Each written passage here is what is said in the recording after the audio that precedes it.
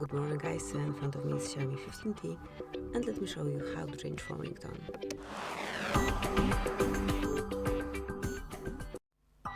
So first of all, let's open the settings, then find and select sound and vibration. Here actually at the top of the list you've got ringtone, and now just pick the tune that you want to set. So just enroll the proper album, my QA key. I believe my network connection is not the best, so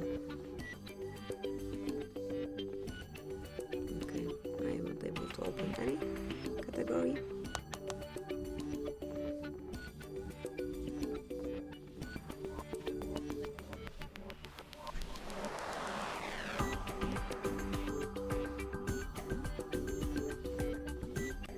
Okay, so let's open classics.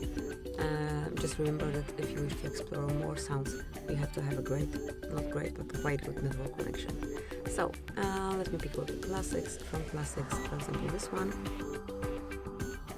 So once you listen to it and kind of like it, just mark on this ring icon and then decide if it's for ringtone, notification, alert, boot audio, or for notes. As we do want to set a ringtone, just mark ringtone and wait till it's added. As you can see, it is applied. Thank you for watching.